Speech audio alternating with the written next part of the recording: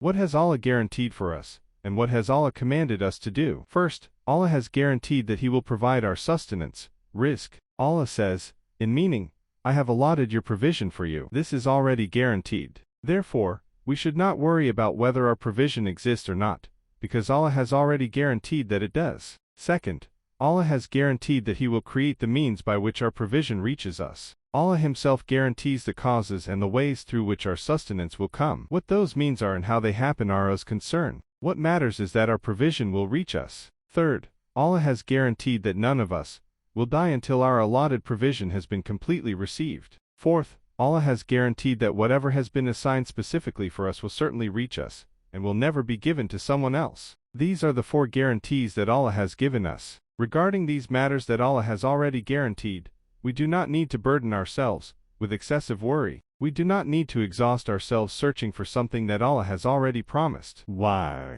Because Allah has guaranteed that our provision exists. Secondly, Allah guarantees that He will create the means through which our provision comes to us. Thirdly, Allah guarantees that we will never die before our provision has been completed. Fourthly, if something has been decreed as our share, it can never belong to anyone else. The one who gives these guarantees is Allah, the Most High, not an ordinary person, but Allah Himself. If Allah has already guaranteed our provision, then why do we exhaust our minds, our strength, and our time worrying endlessly about earning a living? Our thoughts become consumed. Our energy is drained. Our time is spent. We become so busy pursuing provision that we no longer pay attention to our neighbors, or even our own families. All of our time is devoted to seeking sustenance. This is what it means to strive intensely for something that Allah has already guaranteed. Then, what does Allah require from us? What has Allah commanded us to do? First, worship. The first thing Allah requires from us is worship. As for our provision, Allah has already guaranteed it. Now, if we spend all our time,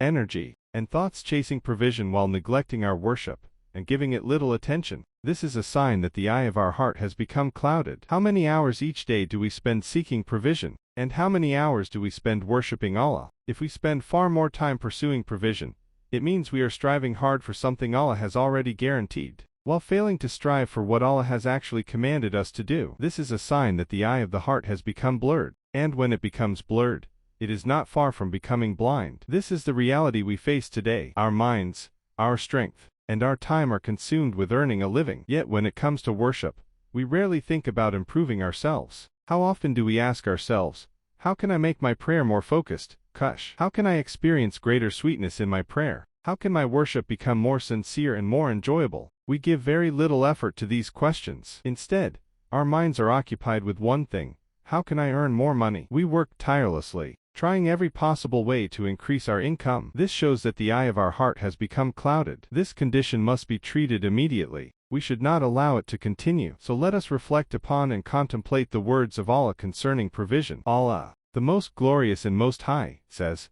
meaning, it is Allah who created you, then He provides for you, then He causes you to die, and then He will give you life again. Here, Allah guarantees that the moment He creates a creature, providing for that creature becomes His responsibility. Imam al-Ghazali was once asked, if I do not work, can I still become wealthy? He replied, yes. Then he was asked, if I do not work, will my wealth decrease? He answered, no, it will not. If we believe that a person becomes wealthy only because he works, and that without working his provision will decrease, then this shows that our trust in Allah's guarantee is weak. Suppose someone who is extremely wealthy had spent his time remembering Allah, glorifying Him, tasbih, seeking Islamic knowledge, and performing acts of worship instead of spending all his time chasing wealth. He would still have become wealthy. He would not have become poor.